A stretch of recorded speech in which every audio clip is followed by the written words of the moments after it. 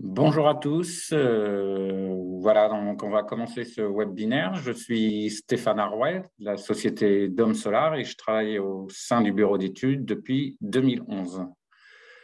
Donc, merci à Brieux de Power Group pour cette initiative et cette présentation que je vais faire à travers ce webinaire. Et puis, bonjour à tous et bienvenue en tout cas pour cette présentation des systèmes sur toiture terrasse.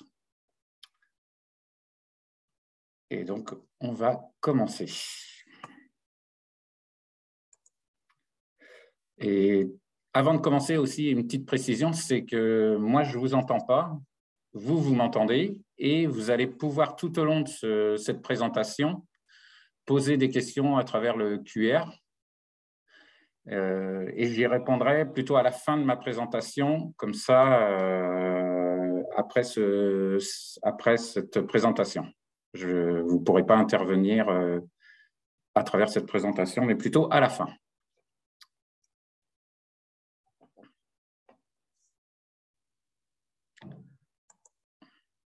Donc, Dome Solar est situé auprès de Nantes, donc à Rezé.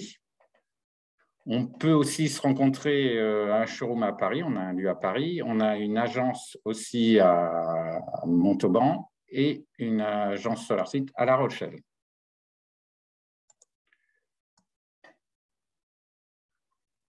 En 2018, Dome Solar a été rejoint et à 50-50 par Bacassier.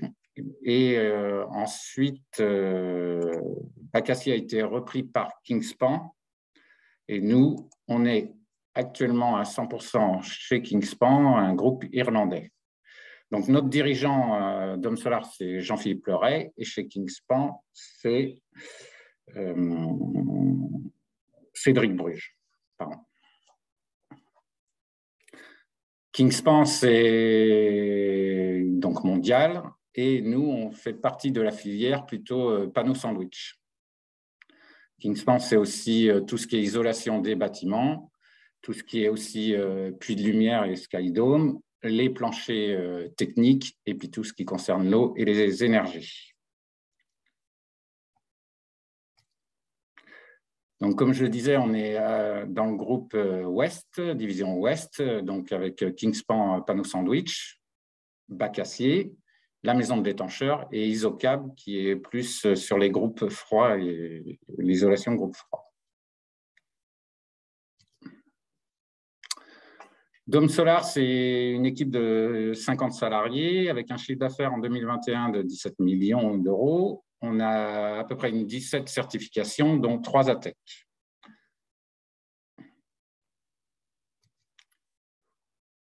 Comme vous pouvez le constater, on a une gamme assez large sur les toitures inclinées, tout ce qui est panneau sandwich, bac sec et fibre ciment. Mais aujourd'hui, on va voir tout ce qui est gamme toiture terrasse, bitume, TPO et PVC. PDM, on va le mettre de côté pour aujourd'hui. Et on a aussi les ombrières de parking.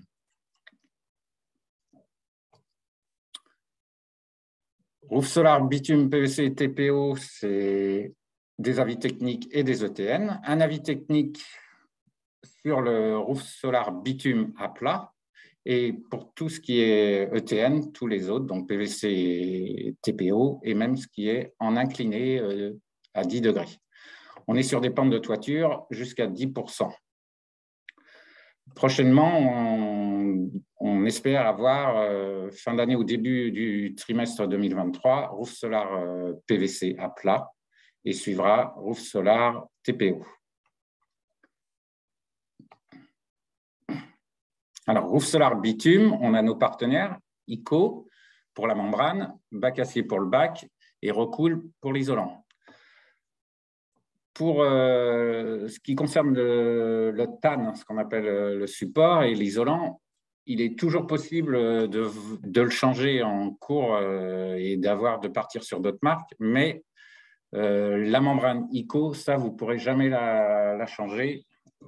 Jamais on sera validé si vous partez sur une autre membrane. Donc, c'est pour ça qu'il faut des projets en amont qui soit ficelé et donc qui soit fait avec cette membrane ICO duo acier. Donc le bitume, c'est du bicouche.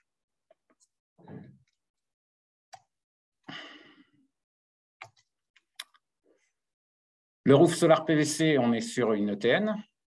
Nos partenaires, c'est ICO, Bacacier, Rocool. Et pareil, il faut correspondre à cette membrane, qui est la membrane ICO Armor Plan SM150, c'est-à-dire monocouche, épaisseur 1,5.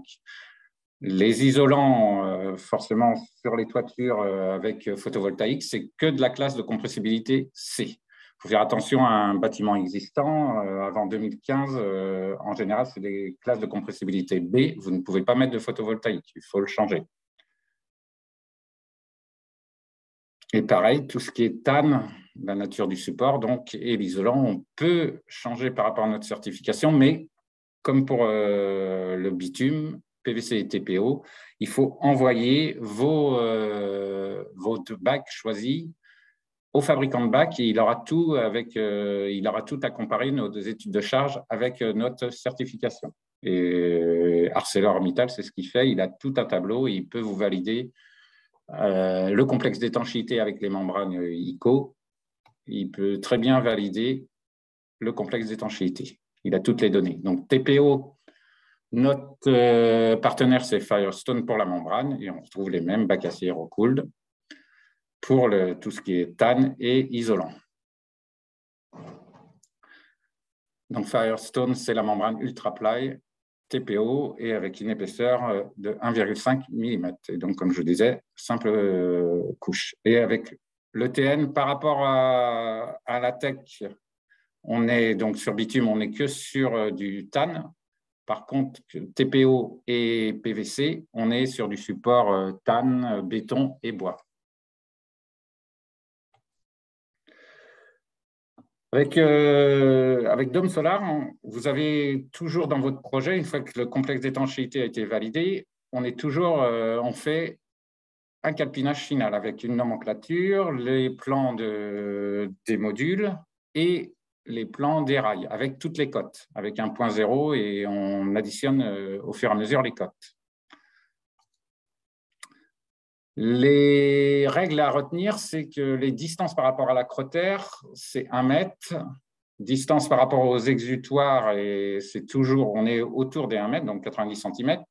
Et pareil, s'il y a une arête faîtière, on peut se mettre à 25 cm. Ce n'est pas simplement par rapport au module, mais c'est par rapport à nos rails aussi. Il faut tenir compte des rails qui, eux, sortent de 30 cm en haut ou en bas par rapport à nos modules. On privilégie actuellement plutôt une pente c'est-à-dire les rails perpendiculaires à la pente. On préfère, pour l'instant, on privilégie si vous avez une étude, privilégiez les rails perpendiculaires à la pente. On a des meilleurs résultats, mais actuellement, nos ingénieurs travaillent sur le système pour que tout passe en mode parallèle à la pente et non simplement en perpendiculaire. Parallèle à la pente, ça passe aussi, mais on est plutôt en zone de vent 2. Mais dès qu'on dépasse une zone de vent 2 actuellement, on est plutôt perpendiculaire.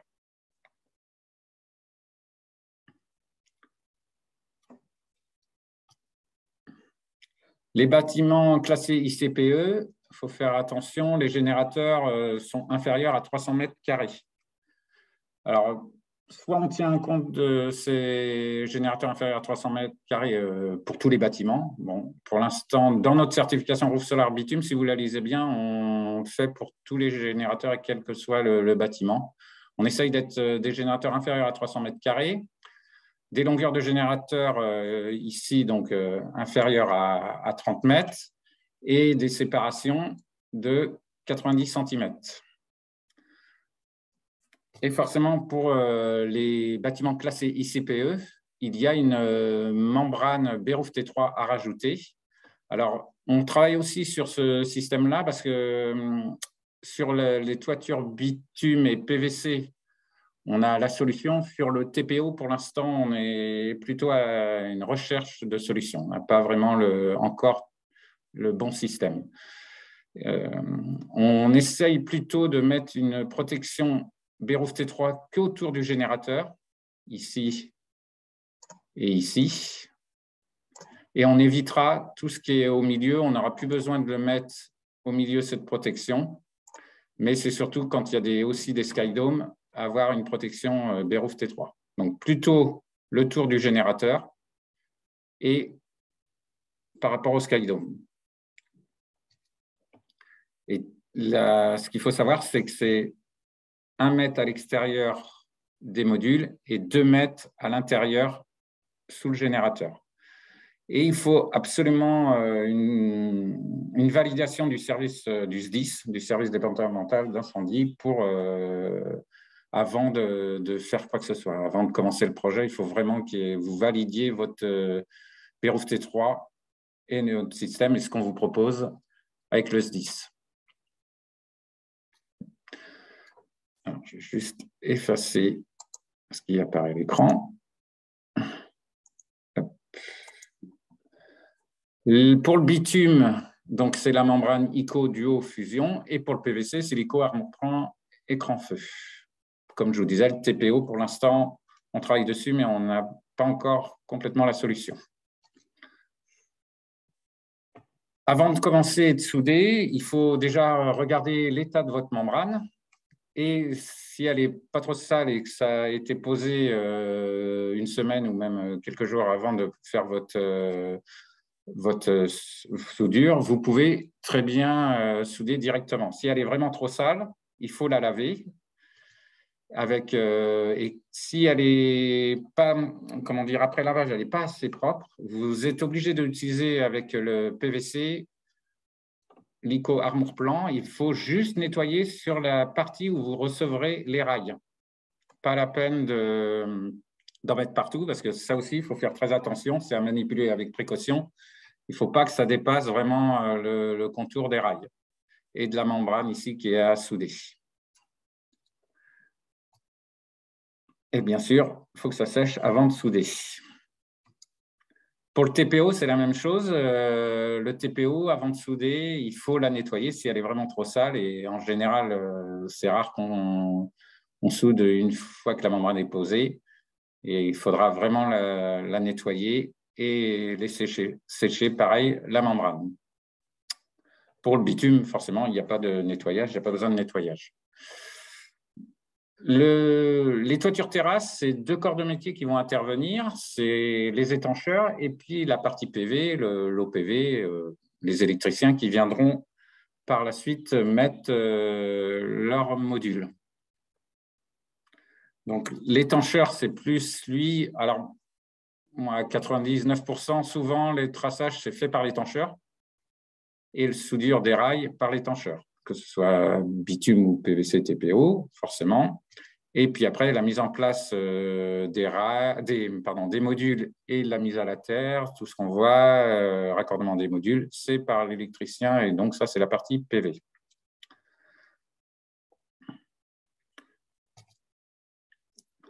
Le traçage, comme je vous disais, qui est en général attribué à l'étancheur, mais pas que. Hein. J'ai vu des entreprises qui installaient aussi les modules qui venaient aussi tracer. Donc, avant de mettre en place les rails sur la toiture, en fait, on va faire des vérifications aussi au niveau de la toiture. Et la première chose qu'on va faire pour tracer, c'est cette partie-là.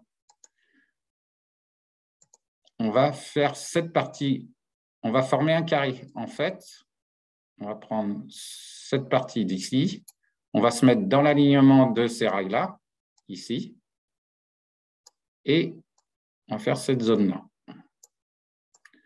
Hop, pardon.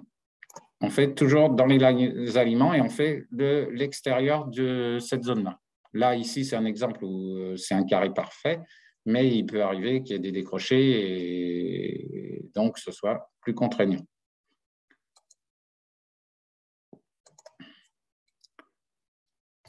Et comme je vous disais, il faut être au minimum, il faut faire des vérifications, mais il faut être au minimum 3 personnes. Et parfois même 4, parce qu'il y a une personne qui va lire les plans et les cotes et le traçage au cordex, c'est mieux d'être à 3. Là, on voit un cordex bleu, mais je vous assure, sur le bitume, même PVC, il vaut mieux être sur un cordex et couleur rouge. Avant de tracer, il faut faire des vérifications sur le bitume. Donc, entre les arêtes fêtage, entre les acrotères et les skydomes, tout ce qui est exutoire, le sens transversal et longitudinal, c'est-à-dire qu'il faut vérifier même la longueur de votre générateur, voir s'il n'y a pas de mauvaise surprise. Il m'arrive de me déplacer sur les chantiers pour faire le traçage, le début de traçage avec les techniciens. Et quand on arrive sur le chantier, en fait, on voit qu'il y a eu des skydomes qui ne sont pas à leur place ou qui ont été rajoutés, ou des sorties en toiture avec, par exemple, le lot frigoriste. Il arrive que des gaines ressortent. Donc, c'est bien d'avoir, quand on commence un projet, d'avoir vraiment, quand on fait le calpinage final, c'est d'avoir le dernier plan des WG avec tout le plan de recollement, avec tout ce qui sort sur toiture, et ne pas avoir, limiter les mauvaises surprises quand on arrive en toiture. Donc, avoir au minimum un 20 mètres, un traceur, comme je vous disais, rouge, à couleur avec de la poudre rouge, et des craies rouges. On va repartir sur cette zone-là, comme je vous disais. On a vérifié tout ce qu'on a fait et que c'est bon au niveau des acrotères, au niveau des skydomes. On peut commencer le traçage. Et on commence toujours avec le point 0, donc cette première ligne. Et on va faire une parallèle, elle, directement à l'acrotère. Même si l'acrotère est un peu, n'est pas droit, mais on va essayer de garder toujours cette distance sur la même distance avec les codes qu'on aura vus sur le plan. Et on essaiera de tracer toujours le plus loin possible et en gardant cette distance. Forcément, il va falloir tracer des perpendiculaires. Et là, c'est la règle du maçon pour les intimes Pythagore et la fameuse règle 3, 4, 5. Nous, on va prendre des multiples. Souvent, on va prendre le 6, 8, 10 ou là, comme ici, le 12, 16 et 20. Parce que votre dernier rail ici en bout, il est à peu près à 14 mètres. Et nous, ce qui nous intéresse, c'est de faire ce repère-là à 16 mètres. Donc, c'est un arc de cercle ici à 16 mètres. On fait notre repère à 12 mètres sur cette ligne-là et on trace notre repère à 20 mètres. Et là, ici, dès qu'il y a ce croisement ici, eh bien, on est perpendiculaire. On peut faire notre premier tracé. Et on attaque de chaque côté aux extrémités. On fait notre repère à 12 mètres, on fait notre repère à 16 mètres, notre repère à 20 mètres, et on peut tracer, une fois après, nos distances ici à 14 mètres. Ici à 14 mètres, qui est le repère de notre bout de rail et de notre bout de générateur, et on peut faire notre carré. Donc là, on a fait notre carré. Et ensuite, avec la personne qui a les cotes, il va pouvoir indiquer avec ceux qui tracent et ceux qui vont faire leur repère. On va repérer toutes les lignes et colonnes de rail sur chaque toiture, sur chaque rail. Et on repère ici en bas, on a fait notre premier repère en bas. On va faire notre repère en haut. Voilà, je le fais un peu en accéléré. On va faire nos parallèles et nos perpendiculaires, et on attaque après le repère côté gauche ou côté droit, peu importe. Hop, pardon. Notre repère ici, c'est nos cotes qu'on a fait. Côté gauche, ça c'est suite à nos plans et suite à nos repères de cotes. Et côté droit, et on repère toutes nos perpendiculaires et nos parallèles, et suite à ça, on peut placer nos rails à l'endroit où on a tracé, et on arrive comme ça à se repérer.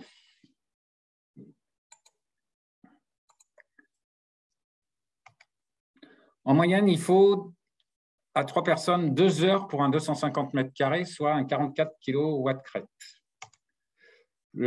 Beaucoup d'entreprises maintenant font appel à soit des géomètres ou investissent dans une station pour faire les points de cote et tracer. Il restera toujours une partie traçage, mais voilà, c'est limiter le temps et les personnes pour tracer. Il ne faut pas négliger aussi la manutention. Une fois que vous avez tout tracé, eh bien, il faut ramener les rails à leur place. Donc, c'est la manutention des rails. Et en moyenne, il faut, pareil, 250 mètres carrés, c'est une demi-heure à 3 personnes. Ensuite, on passe à la soudure des rails. Donc, il y a deux types de chauffe. Pour le PVC et le TPO, c'est à l'air chaud. Et puis, pour le bitume, c'est la flamme. Vous placez d'abord tous vos rails. Pour bitume, vous les placez aux endroits où on a fait nos traçages. Et pour le PVC ou le TPO, n'oubliez pas, il y a ce fameux petit patch à ajouter. Alors, certains préparent le patch avant de placer les rails et ils mettent un double face. Ça, on ne fournit pas. Ou alors, quand vous le placez le rail et le patch, n'oubliez pas, vous avez un petit point de soudure à mettre quand même sur le patch. Il ne doit pas pouvoir s'enlever au niveau une fois qu'il est mis en place. Donc, vous en avez un là, mais vous en avez un aussi derrière. Ça, c'est à ne pas oublier. Vous avez aux extrémités du rail. Le rail que je n'ai pas présenté, il fait 60 cm de long. Le rail, que ce soit bitume, PVC ou TPO, on est avec un rail de 60 cm.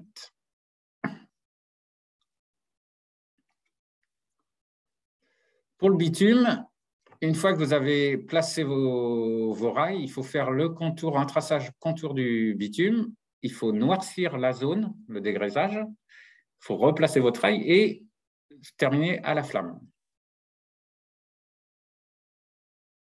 Chaque bande. En moyenne, il faut 2 à 3 minutes par rail. Que ce soit bitume ou PVC, il vous faut à peu près 2 à 3 minutes. Donc, la soudure du PVC ou TPO, il y a avec à l'air chaud au pistolet ou semi-automatique avec cette machine. Ici, c'est du Lester.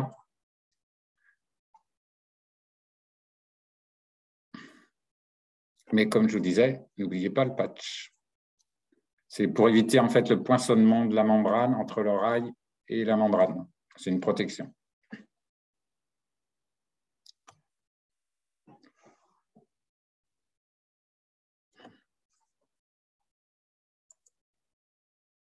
Je vous ai mis des petites vidéos, on va les voir en accéléré et ça vous donnera une petite idée de comment ça fonctionne. Voilà. Donc, je vais la faire. Donc, le traçage, c'est un petit résumé de ce que je viens de vous dire. Donc, le traçage, ici, ils sont deux parce que on est sur un petit générateur. Préférez le traçage avec la couleur ocre rouge, ça tient mieux dans le temps que le bleu. Et surtout au niveau de la pluie aussi. Donc, c'est le traçage au cordex. La manutention, comme je vous disais, à ne pas négliger.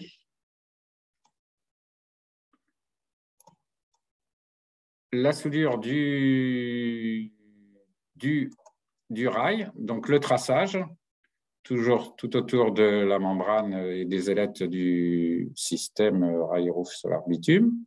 Ça, c'est pour le bitume.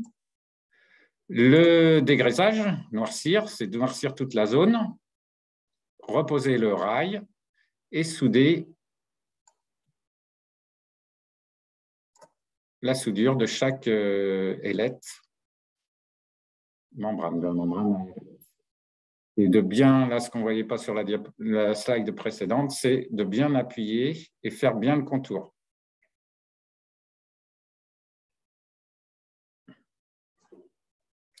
Voilà.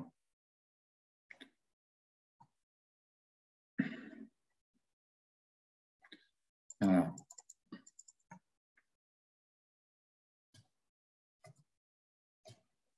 La partie PVC, donc elle, comme je vous disais, il n'y a pas besoin de faire de traçage autour, mais voilà, au pistolet à air chaud, ça pareil, vous avez la membrane de gauche. Ne pas oublier ici, on voit le patch qui doit, soit il a été posé avec un double face, soit il est soudé avec un point de chauffe ici. Et pareil, on attaque sur chaque membrane. Là, le cordex bleu ici. Mais je vous assure, partez sur le cordex rouge. Voilà.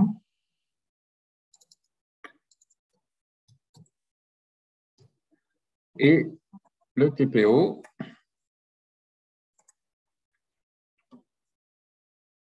avec la lester. Voilà.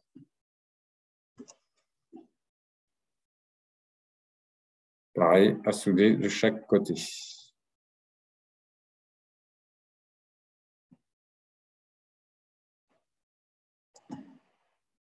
Pas oublier le patch qui a été oublié et ils vont venir en fait le mettre après avec un point de soudure. Mais surtout, n'oubliez pas, il faut le mettre de chaque côté.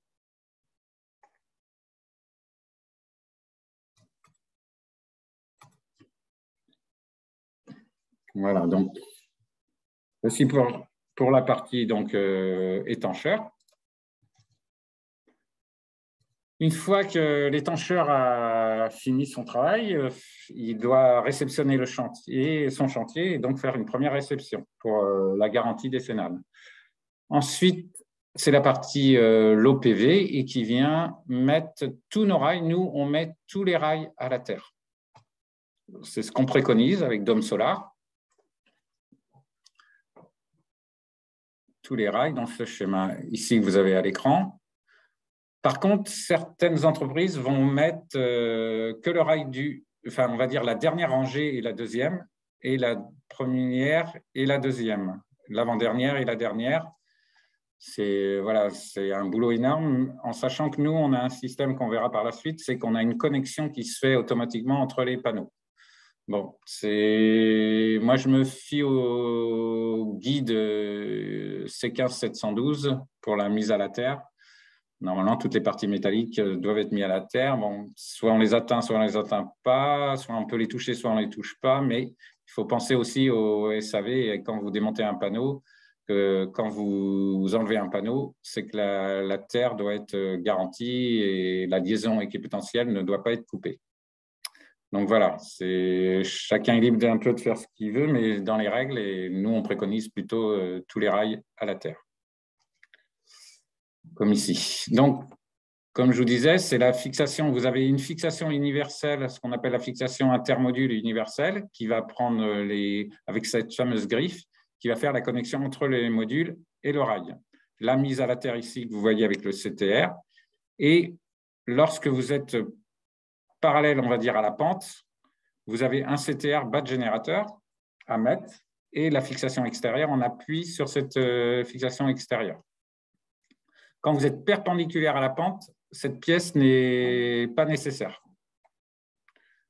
Les serrages du CTR, ici, vous êtes avec c'est une clé de 3, une clé 6 pans de 3, et de 5 à 3 newtons. Les serrages des modules, c'est avec une clé de 6 pans, pareil, de 5, et serrage 10 newtons. On vous fournit aussi le passe-câble. Il faut éviter vraiment un maximum que les câbles traînent sur la membrane, que ce soit PVC, bitume. Ici, on peut apercevoir aussi un chemin de câble. Alors, soit c'est des supports lestés qu'on ne fournit pas, mais nous, on peut vous fournir aussi des supports à souder de 15 cm où vous pouvez reposer votre chemin de câble. Donc, la fixation des modules, serrage 10 newtons, comme je vous le disais. Vous pouvez aussi vous servir des retours câbles de modules pour attacher vos câbles pour pas que ça traîne sur la membrane.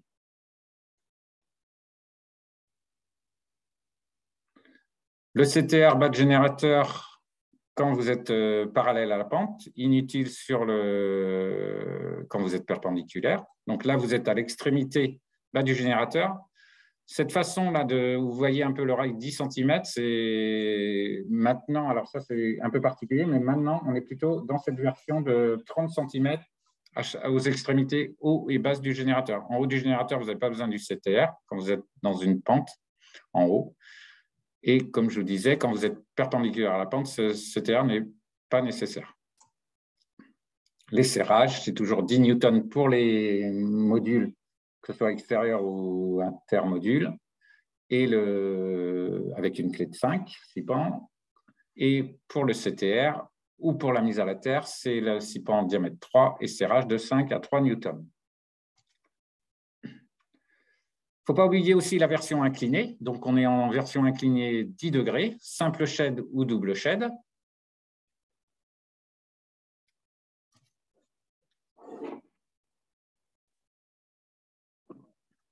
Pour le simple shed, on a un système qui vient se reposer, un assemblage, on va dire, d'inclinaison qui vient se reposer directement sur un rail de 1200 mm. Pour le double shed, on est avec les mêmes rails qu'on a vus précédemment, 600 mm. Donc, on est avec des cornières, des RSBI qui servent de maintien au rail et de mise à la terre, des boulons de diamètre 8 avec une tête exa de 13 et des rails Y qui viennent ici pour poser nos modules. Donc,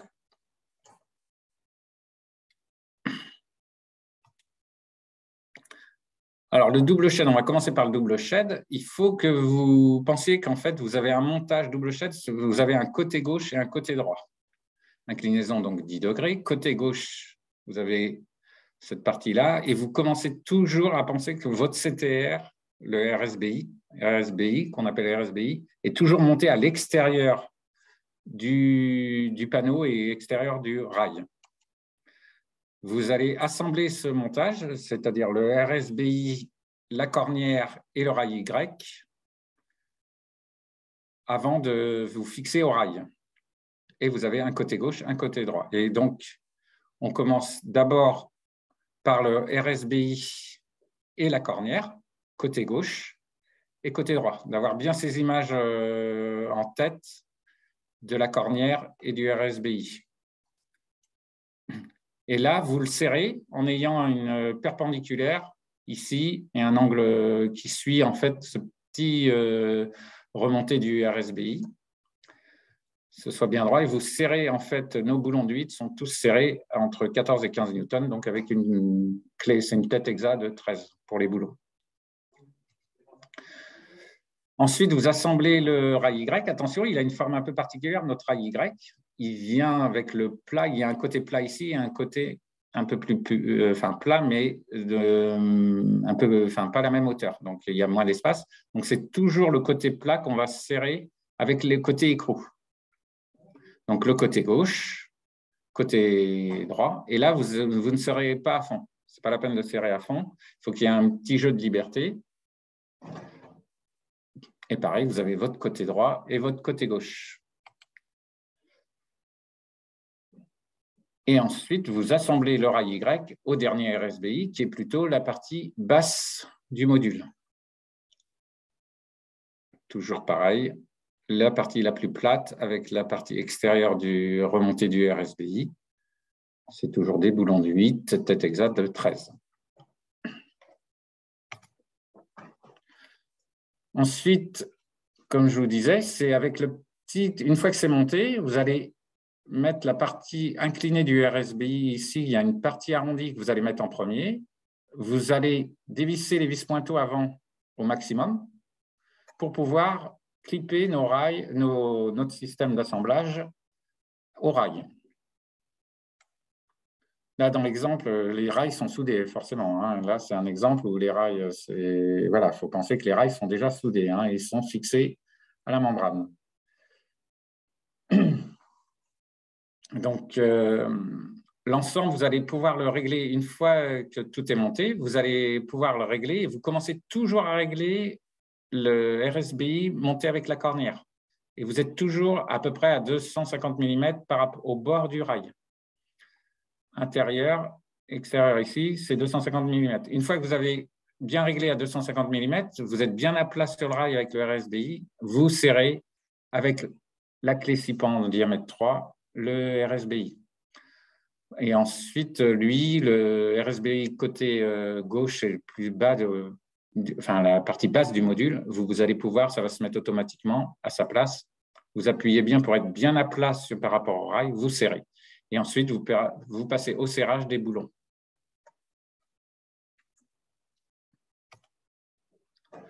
Il y a des règles à respecter en double shed. C'est entre cette partie donc double shed, vous avez 10 cm entre les cornières, 250 mm avec le rail, l'extrémité du rail et le RSBI. 250 mm ici et ici. Donc voilà, c'est des cotes qui sont identiques. Par rapport, peu importe la largeur du panneau, vous allez avoir en fait, quand on fait un double shed, vous avez différentes dimensions de rail Y et ça correspond en fait aux largeurs de modules.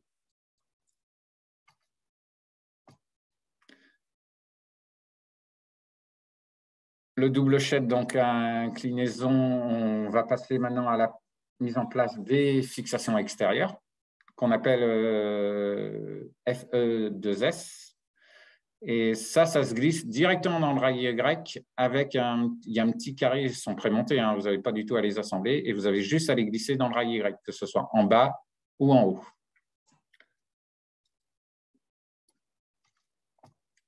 Et le passe-câble pour finir. Donc là, vous avez assemblé toute votre ossature du double chaîne. La mise à la terre, pas oublier, c'est justement la mise à la terre, c'est tous les rails, pareil. Donc en bas pour les RSBI, et là au milieu, donc vous allez en laisser un de libre. Et ça va vous permettre de mettre à la terre votre module. Que ce soit ici, il va être libre, ici par exemple, ça va être votre module de gauche ou de droite, peu importe. Et de l'autre côté, pareil, vous avez un RSBI de libre, et ça va être soit votre module de gauche ou soit votre module de droite. Donc, comme je vous disais, tous les rails sont à mettre à la terre, avec vous passez un fil vert jaune 6 mm au minimum. Et le serrage se fait pour la mise à la terre avec une clé de diamètre 6.3 et pareil, le couple de serrage, c'est entre 2,5 à 3 newtons. Faites attention au serrage, ce n'est pas la peine de serrer à fond parce que vous avez une partie aluminium ici, il ne faut pas que ça touche, votre serrage traverse le câble et vienne toucher la partie aluminium. Il ne faut pas oublier, alors ça c'est en option, on ne le fournit pas, voilà, c'est qu'en option, vous le demandez, ou soit vous avez une autre pièce qui puisse mettre à la terre vos modules, mais en tout cas, en option, on peut vous proposer le CTM chez nous. C'est une pièce qui se glisse sous le cadre du module, acérée à 2,5-2,3 newton mètre pareil, avec une clé de 6.3. Et pareil, le serrage du fil vert jaune pour aller relier justement le CTR qui est côté rail. Donc, à peu près 70 cm de fil vert jaune. Donc, quand vous mettez la terre au module, donc vous avez votre fameux CTM qui est ici, et vous venez glisser le fil vert jaune dans le RSBI qui est libre ici, et acéré. Et acéré avec la clé 6 pans de 3. Comme je vous disais, votre CTM ici va être pris avec ce module-là. Et de l'autre côté, votre autre module, il faudra mettre le CTM complètement à l'opposé et acérer sur le RSBI libre. Donc, c'est là, quand vous faites le montage, de ne pas vous tromper, que votre CTM ne se retrouve pas en bas ou ne se retrouve pas du mauvais côté pour aller bien rechercher le bon RSBI. Les fixations des modules, donc fixation extérieure de chaque côté, et c'est une clé 6 pans de 5 et serrage des modules 10 newtons. Pourquoi on met les modules avec le CTM à la terre? C'est qu'ici, on n'est pas équipé de ces fameuses griffes qu'on retrouve à plat. On est avec des fixations extérieures et pour l'instant, on n'a pas développé la pièce qui ferait qu'il y aurait contact directement entre le module et la partie aluminium de nos systèmes. Donc, pour l'instant, on est toujours avec le CTM, une pièce à rajouter au moins pour cette mise à la terre. Donc, en résumé, vous avez tous les rails à mettre à la terre, tous les modules sont mis à la terre avec en option le CTM. Le couple de serrage des modules, c'est 10 newtons avec une clé 6.5. Couple de serrage du reste du système, c'est les boulons de 8 à 14-15 newtons.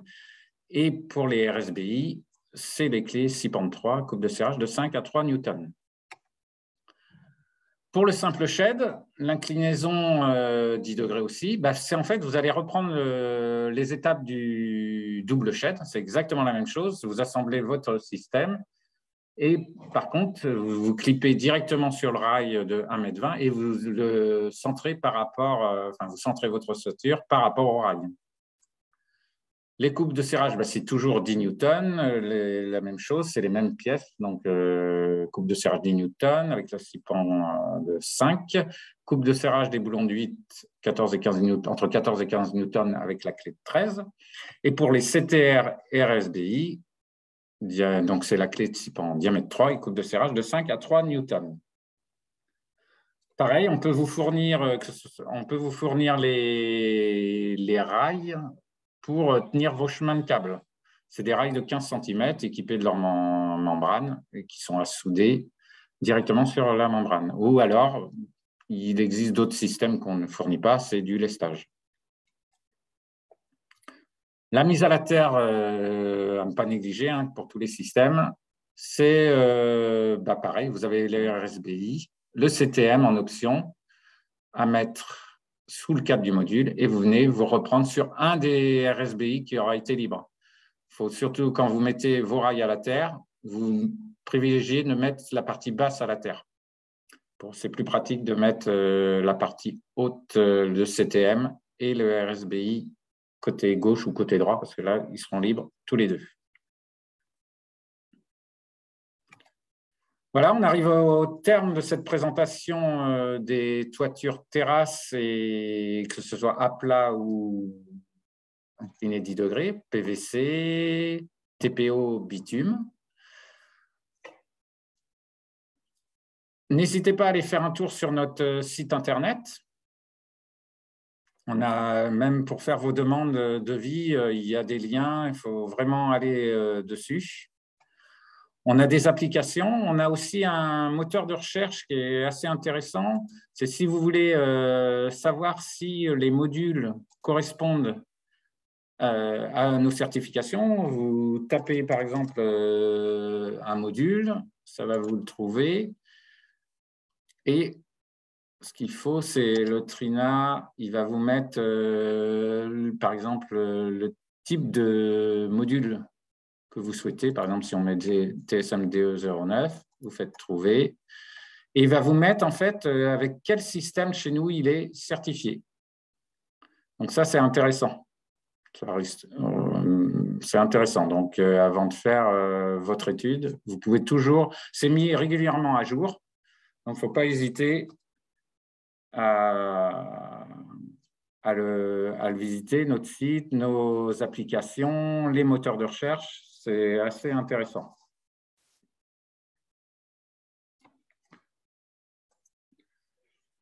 Les contacts, donc le responsable de toiture terrasse, c'est David de Jean Servière. Vous pouvez le contacter.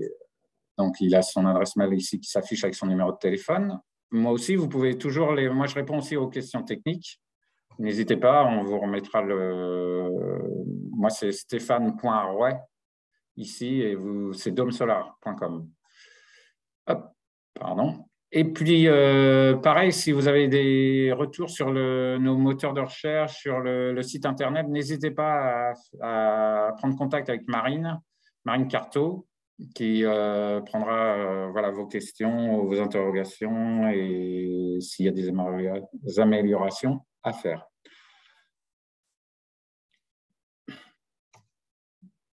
Voilà, je vous remercie pour votre attention et puis on va pouvoir passer aux questions et j'espère que j'étais assez clair.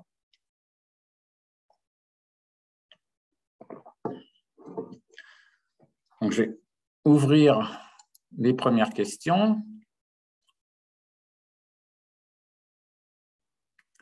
Alors, pour répondre à Oumar Gassama, quelle est la largeur du générateur en ICPE? Les générateurs, normalement, c'est surtout la longueur qui compte. C'est 30 mètres, pas plus de 30 mètres, et il ne doit pas faire plus de 300 mètres carrés.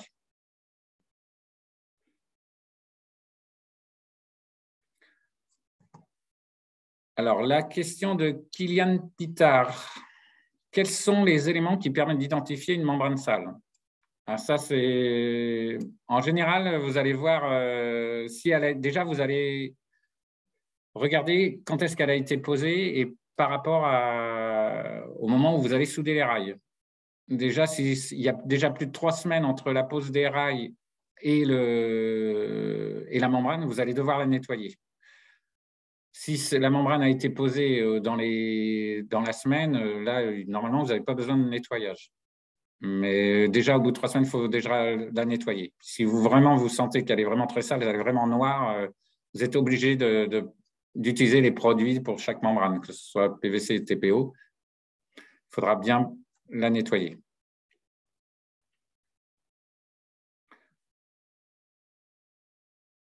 Alors, comment fait-on la malte à la structure? Oumar Gassama. Alors, pour la partie à roof solar à plat, on a une fixation universelle qui est équipée d'une griffe. Donc, il n'y a pas besoin de mettre les modules à la terre.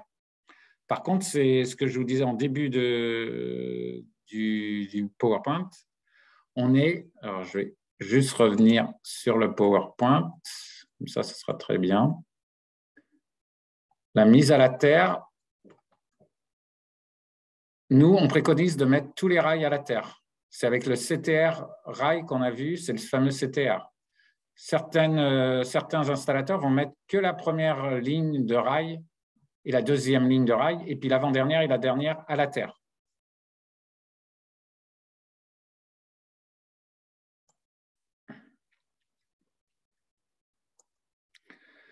Pour faire alors, une question toujours de Omar Gassama. Pour faire la malte, l'extrémité des rails du champ est suffisant? Eh bien, non. Parce qu'à l'extérieur, nous sommes avec une fixation extérieure qui n'est pas équipée d'une griffe. Donc, au minimum, il faut mettre vos 2 premières rangées, qui est la deuxième. Il n'y a pas de contact entre le rail et le module en première et dernière rangée. Donc, première et dernière rangée, c'est les fixations extérieures.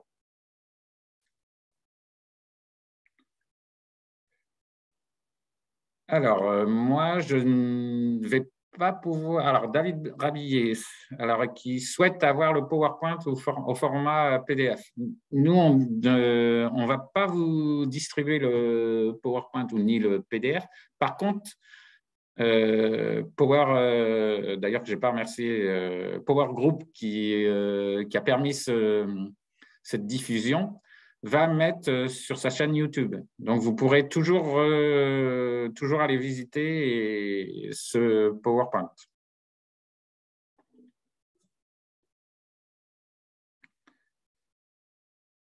Alors, une question de Kylian Pitard. Est-il possible d'installer vos systèmes sur des références de membranes non renseignées dans les ATEC ou ETN?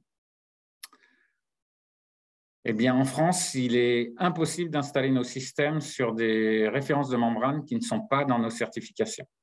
C'est impossible. Ou alors, vous n'avez pas du tout de bureau de contrôle et vous n'avez pas besoin de garantie. Parce que nous, on ne pourra pas vous le garantir. On ne pourra pas faire de note de calcul. On ne pourra rien faire. Donc, mais non, on ne le fait pas. Et tous les bureaux de contrôle si vous avez un bureau de contrôle, on sera rejeté. Et ça, il faut vraiment bien regarder, c'est le complexe d'étanchéité. Il faut absolument, quand vous êtes en début de projet, et ça, c'est David de Jean Servière qui vient de le contacter, mais vraiment en amont du projet, hein, il faut vraiment ceinture bretelle au niveau du complexe d'étanchéité.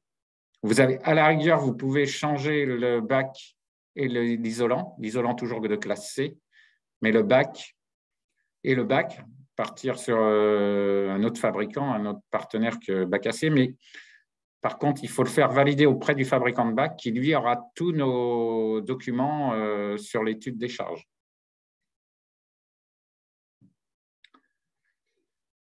Question de Kylian Pitard. Peut-on vous demander d'ajouter des modules dans les ETN? Tout à fait. Dans les ETN, il n'y a aucun problème pour ajouter des modules, contrairement aux ATEC. Voilà, il faut un délai d'1 mois minimum entre votre demande et la certification. Au moins 1 mois minimum.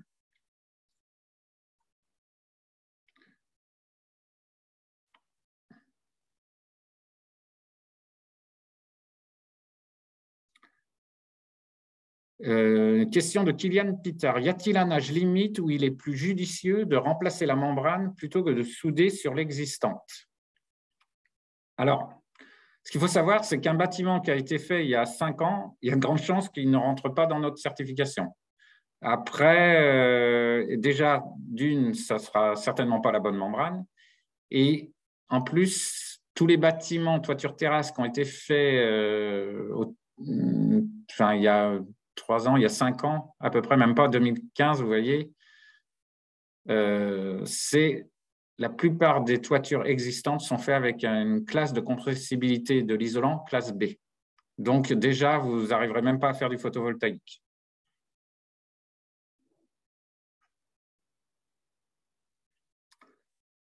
Question de Farid Saïd, pardon, si je prononce mal. Pourriez-vous revenir sur la nécessité du patch?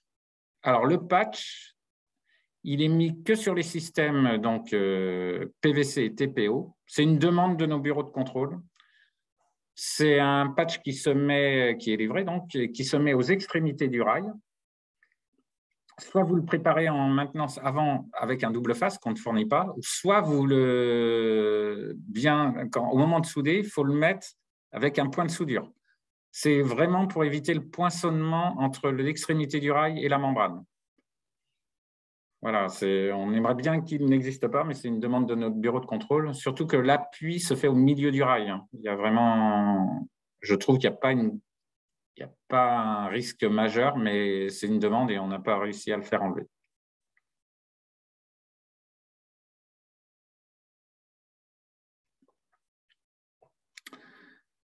Et dernière question, pas dernière question, pardon. Une question de Omar Gassama. L'APSAT 2020 nous dit que 30 mètres dans toutes les directions du champ en ICPE, du coup 30 mètres par 30 mètres. Alors moi, mes derniers renseignements, mais je suis prêt à regarder parce que 30 mètres par 30 mètres, ça fait quand même un sacré champ. C'est que ce soit en longueur ou en largeur, ok, vous êtes sur 30 mètres, mais surtout, il ne faut pas que ça dépasse 300 mètres carrés. Donc, que vous soyez en largeur, vous choisissez un côté, peu importe, 30 mètres, longueur 30 mètres, mais il ne faut pas dépasser une surface du générateur de 300 mètres carrés. Et la dernière question, faut-il obligatoirement changer de complexe d'étanchéité sur les anciens bâtiments existants? Il y a de grandes chances, oui, parce que rien ne correspondra à nos certifications. Il faut vraiment que le complexe d'étanchéité soit validé et ça, il faut voir ça tout en amont.